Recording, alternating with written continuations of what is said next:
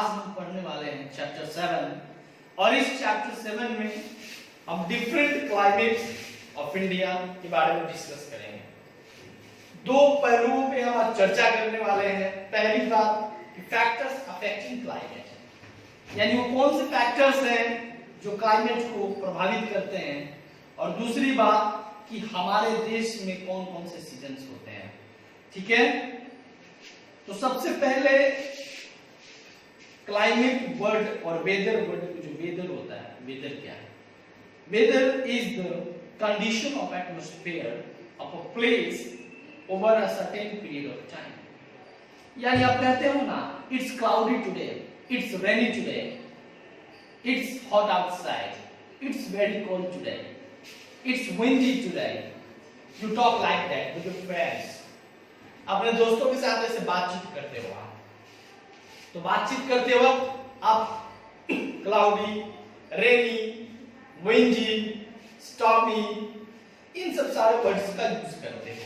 It means you are just referring the current condition of your atmosphere which is called weather. अब weather को बताते हो which keeps changing every time, क्योंकि हमेशा बदलते रहता है वेदर। लेकिन ऐसा ही वेदर लंबे समय तक रहे, कई सप्ताह तक रहे, महीनों तक रहे, it will be called climate of the place. It means the climate is the average atmospheric condition of a place over long period of time. Climate का मतलब होता है कि किसी भी जगह का लंबे समय तक का वेदर, जो वेदर वाला कंडीशन है, एवरेज वेदर है, उसी को क्लाइमेट बोलते हैं।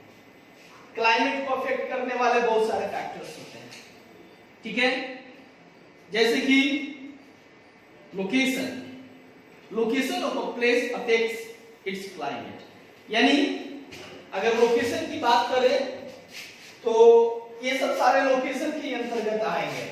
लोकेशन के हिसाब से उस क्लाइमेट का टेम्परेचर होता है। अगर कोई जगह हिली एरिया पर हो, कहां हो? हिली एरिया पर हो, हिल्स पर हो, ठीक है, तो जो जगह पहाड़ियों पे होती है, कहां पे होती है? पहाड़ों पे। समझ रहे हैं ना? जो जगह पहाड़ों पे होती है, पहाड़ी एरियाज में टेम्परेचर काफी क्या रहता है? कम रहता है। तो जहां पर टेम्परेचर कम रहेगा वहां का क्लाइमेट ठंडा होगा, जहां का टेम्परेचर हाई रहेगा वहां का क्लाइमेट गर्म होगा। रेनफॉल, जहां पर रेनफॉल अधिक होती है वहां का टेम्परेचर डाउन रहता है, जहां पर रेनफॉल कम होती है वहां पर टेम्परेचर काफी क्या रहता है? काफी हाई रहता है। रेनफॉल की वजह से ही अगर जहां पे बारिश कम हो रही है वहां पे क्या होता है? ड्रॉट पड़ जाता है, सूखा पड़ जाता है। आगे चर्चा करूंगा मैं इसके बारे में। और जहां पे काफी ज्यादा रेनफॉल हो जाता है वहां पे फ्लड हो जाता है। लेकिन हम just talking about climate of a place, जहां पर रेनफॉल होता है, जहां पर रेनफॉल्स होते हैं वहां पे क्लाइमेट जो होता है थोड़ा कूल रहता है, प्लीजेंट रहता है, ठंडा रहता है। विंड्स की बात करें, अगर किसी भी पार्टिकुलर प्लेस के एटमॉस्फेरिक कंडीशन में अगर विंड्स की मौजूदगी है, अगर हॉट विंड है तो वहां का क्लाइमेट हॉट रहेगा, अगर कूल विंड है तो वहां का क्लाइमेट क्या रहेगा? कूल रहेगा। अब डिस्टेंस फ्रॉम सी, आइए मैं आपको समझाता हूं डिस्टेंस फ्रॉम सी क्या है। यानी कि यह एक प्लेस है, देखिए यह एक जगह है, ठीक है, यह एक, मान लीजिए एक एरिया है, पीस ऑफ लैंड है, यहाँ पे बहुत कुछ लोग रहते हैं, बहुत सारे लोग रहते हैं यहाँ पे, ठीक है, और यहाँ पे क्या है? समंदर है, ठीक है। अगर कोई एरिया समंदर के नजदीक हो, सीज या ओशंस के नजदीक हो, वहां का क्लाइमेट मॉडरेट रहता है। होता है क्या है कि ठंड के समय समंदर से गर्म हवाएं आती है और गर्मी के समय समंदर से ठंडी ठंडी हवाएं आती हैं। अगर बाहर का मौसम गर्म है, उसमें ठंडी हवाएं आए तो माहौल थोड़ा प्लीजेंट हो जाता है क्लाइमेट, और उसी को मॉडरेट क्लाइमेट बोलते हैं। ना ज्यादा गर्मी लगती है ना ज्यादा ठंड लगता है। सीनियर क्लासेस को इसको आप एक्सप्लेन और मतलब एडवांस तरीके में आप समझोगे, फिलहाल इतना ही समझ लो। तो डिस्टेंस फ्रॉम सी, जो समंदर से जितना नजदीक होगा वहां क्लाइमेट उतना ही कूल होगा, प्लीजेंट होगा, ज्यादा गर्मी नहीं ज्यादा ठंडी नहीं, और जो डिस्टेंस फ्रॉम सी जिसका अधिक होगा, यानी जो सी से समंदर से दिल्ली है, समंदर से काफी दूर है, तो वहां क्लाइमेट एक्सट्रीम टाइप क्लाइमेट रहता है, यानी गर्मी के दिनों में काफी गर्मी और ठंडी के दिनों में काफी ठंडी। अब बात करेंगे छात्रों एल्टीट्यूड के बारे में।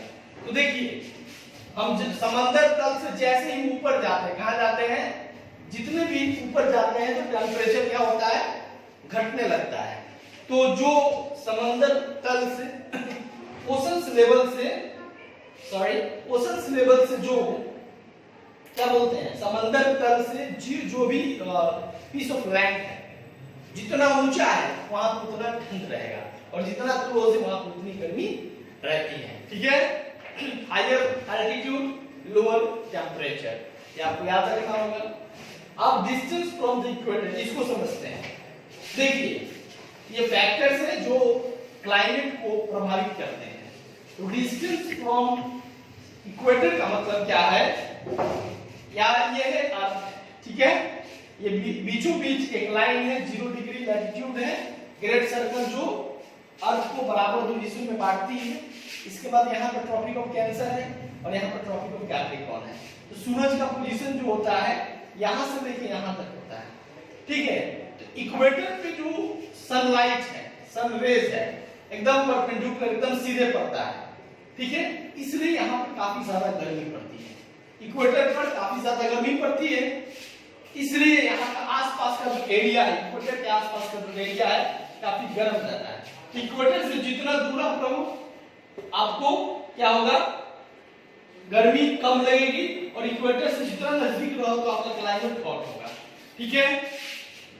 तो ये तो सारे फैक्टर्स हैं जो किसको अफेक्ट करते हैं, क्लाइमेट को। अब बात करेंगे सीजन्स की। तो इंडिया में जो सीजन्स होते हैं वो क्लाइमेट के आधार पर ही होते हैं। 3 मेन सीजन्स है इंडिया में, कौन कौन, तो विंटर, समर और मॉनसून, रेनी सीजन। इसके अलावा भी 2 सीजन है जो कि नॉर्थ ईस्ट और कश्मीर वैली में लोग एंजॉय करते हैं, एक्सपीरियंस करते हैं, स्प्रिंग और ऑटम। यानी टोटली मिलाकर देखे तो भारत में 5 सीजन से 5 सीजन कौन कौन, तो spring, summer, rain, fall, winter. इसको मॉनसून भी कहते हैं और फॉल को ऑटम भी कहते हैं। तो सीजन्स का मतलब क्या है, season is the division of year marked by changes in weather, ecology and the amount of day light, ठीक है। ये एक रफली डेफिनेशन है इसका सीजन का। सीजन का मतलब समझिए कि हमारे देश में क्लाइमेट के आधार पर सीजन को बांटा गया है। हॉट क्लाइमेट जब रहता है तो समर सीजन होता है, जब कोल्ड क्लाइमेट रहता है तो विंटर सीजन होता है, जब काफी रेनी क्लाइमेट रहता है मॉनसून सीजन होता है, ठीक है। तो यहाँ पे देखिए मिडिल ऑफ मार्च से लेकर मिडिल ऑफ अप्रैल, ये यहाँ पे कुछ यहाँ पे गलत है, यहाँ पे क्या है मैं आपको बता दे रहा हूँ। स्प्रिंग सीजन जो है आपका मिडिल ऑफ फेब से लेकर मिडिल ऑफ मार्च तक रहेगा, ठीक है। स्प्रिंग जो है, सबसे पहले हम स्प्रिंग के बारे में पढ़ते हैं। तो स्प्रिंग सीजन जो है विंटर के बाद आता है। अब देखिए विंटर के बाद स्प्रिंग सीजन आता है, विंटर के बाद क्या आता है, स्प्रिंग सीजन आता है, विंटर के बाद स्प्रिंग सीजन आता है। स्प्रिंग को क्वीन और किंग ऑफ द सीजन कहा जाता है, ऋतुराज कहा जाता है। ये फरवरी, middle of the February start होता है और मिडिल ऑफ द मार्च तक जाता है, ठीक है। काफी शॉर्ट पीरियड का सीजन है स्प्रिंग और फॉल, ठीक है। ये काफी सुहावना मौसम होता है। इस सीजन में नए पत्ते आते हैं और नए फूल खिलते हैं, यानी हरा भरा माहौल रहता है स्प्रिंग सीजन में। अब बात करेंगे स्टूडेंट समर सीजन की। तो समर सीजन का मतलब है गर्मी का मौसम। ये स्टार्ट होता है मिडिल ऑफ मार्च और मिडिल ऑफ जून जाता है, ठीक है ना। इस समय जो जून, मई और जून जो है हॉटेस्ट मंथ्स कहलाते हैं, ठीक है ना, पूरे ईयर के, ठीक है। तो जो मैं बता रहा था मिडिल ऑफ मार्च और मिडिल ऑफ जून तक जाता है, और जून और मई जो है हॉटेस्ट मंथ होते हैं, ठीक है। तो नॉर्दर्न प्लेन जो है, नॉर्दर्न प्लेन में यानी नॉर्दर्न इंडिया में क्या होता है, एक गर्म हवा चलती है जिसको लू कहते हैं, ठीक है ना। और डस्ट स्टॉर्म्स, ये सब सारे कॉमन है। ठीक है, इस समय दिन काफी लंबा होता है, रातें छोटी होती हैं। ठीक है ना, दोपहर के समय लोग निकलते नहीं है। जैसे हम लोग का एरिया है, हम लोग नॉर्दर्न प्लेन्स में आते हैं, तो दोपहर के समय काफी स्कॉचिंग सनलाइट होता है, इंटेंस हीट रहता है, इसलिए हम लोग मॉर्निंग और इवनिंग में काम करना पसंद करते हैं। अक्सर मई और जून के समय में स्कूलों में, विद्यालयों में गर्मी की छुट्टी होती है। ठीक है, तो डेक्कन प्लेट्यू में जो रहता है, क्योंकि वो तीन तरफ से समंदर से घिरा हुआ है, इसलिए उधर का माहौल थोड़ा काफी कूल रहता है। ठीक है ना, वहां पे गर्मी काफी कम रहती है। या फिर लोग हिली एरियाज में जाना पसंद करते हैं, जैसे कि नैनीताल, ठीक है, शिमला, दार्जिलिंग, गैंगटॉक, यहाँ जाना पसंद करते हैं, क्योंकि वहां पे जो एल्टीट्यूड है, यानी वो समंदर के लेवल से काफी ऊपर है, इसलिए वहां पे ठंडा रहता है हमेशा। तो इस समय लोग गर्मी से राहत पाने के लिए जनरली वाटरमेलन्स, मैंगोज, लीचीज, ग्रेप्स, ये सब खाते हैं। अब बात करेंगे स्टूडेंट्स रेनी सीजन, जो कि मिडिल ऑफ जून स्टार्ट होता है और अगस्त तक जाता है। ठीक है ना, तो मॉनसून जो आता है, एक मॉनसून हवा है, जो कि अरेबियन सी और इंडियन ओशन होते हुए बे ऑफ बंगाल में आता है, फिर वापस चला जाता है। तो इस समय बहुत ऐसे पार्ट से, स्टेट से हमारे देश के जहाँ पे काफी ज्यादा बारिश होती है। हमारे देश में सबसे पहले बारिश मॉनसून, जो पोस्ट मॉनसून होता है, प्री मॉनसून का मॉनसून होता है। तो सबसे फर्स्ट स्टेट है जो मॉनसून के पानी को रिसीव करता है, रेनफॉल को, केरला है। क्या है वो? केरला है। तो जो कोस्टल एरियाज है, वहां पे काफी ज्यादा बारिश होती है। ठीक है, बहुत ज्यादा बारिश हो जाए तो फ्लड हो जाता है, अगर बारिश ना हो तो ड्रॉट हो जाता है। ठीक है ना, बारिश के समय लोग समोसे, पकौड़े, मालपुआ, आलू पूरी, ये सब खाना पसंद करते हैं। एग्रीकल्चर जो है, भारत एक कृषि का देश, ठीक है, एग्रीकल्चर बेस्ड ये कंट्री है, तो यहाँ के किसान जो है मॉनसून पे डिपेंडेबल है। ठीक है, सो आगे बात करते हैं विंटर सीजन की। तो मॉनसून के बाद में विंटर के पहले फॉल आता है, ऑटम सीजन। ऑटम सीजन का मतलब है पतझड़ का सीजन। ये जो है सितंबर के आसपास स्टार्ट होता है, नवंबर फर्स्ट वीक तक चलता है। ठीक है ना, इसमें कुछ बदलाव भी अलग अलग होते हैं, लेकिन आपको बस जानकारी के लिए बता दे रहा हूँ। सितंबर के आसपास स्टार्ट होता है और नवंबर के फर्स्ट वीक तक ये चलता है। ठीक है ना, इस सीजन में पत्ते झड़ जाते हैं, माहौल जो होता है थोड़ा कूल होता है। ठीक है ना, ठीक है, it is the third season of the year when fruit is gathered. और ये तीसरा सीजन होता है जिसमें फ्रूट होते हैं, और इसको फ्रूट गैदरिंग सीजन भी कहा जाता है। अब बात करेंगे विंटर सीजन की। तो विंटर सीजन जो है लास्ट सीजन होता है ईयर का। ठीक है, जो कि कहां से कहां तक, मिडिल ऑफ द नवंबर से लेके लास्ट फरवरी तक चलता है। ठीक है, और ये विंटर के बाद फिर स्प्रिंग आता है, मतलब ये कंटिन्यू सीजन चलते रहते हैं, पूरे 12 मंथ्स के टेन्यूर में ये चलते रहते हैं। विंटर का मतलब है सर्दी का मौसम। ठीक है, इस समय डेज काफी शॉर्ट होते हैं और नाइट्स काफी बड़े होते हैं। नॉर्दर्न इंडिया में काफी ज्यादा ठंडी पड़ती है, क्योंकि हम लोग का जो एरिया है हिमालय से काफी क्लोज है। लेकिन डेजर्ट्स में, रेगिस्तान में जाओगे आप, तो वहां पे दिन काफी प्लीजेंट रहता है, क्योंकि वो काफी गर्म इलाका है। तो विंटर के समय में दिन जो है, डेज जो है काफी प्लीजेंट होते हैं, लेकिन नाइट्स में काफी ठंडी पड़ती है। ठीक है, सो जम्मू एंड कश्मीर, हिमाचल प्रदेश, उत्तराखंड, ऐसी जगहों पे काफी ठंडी पड़ती है। समझ गए?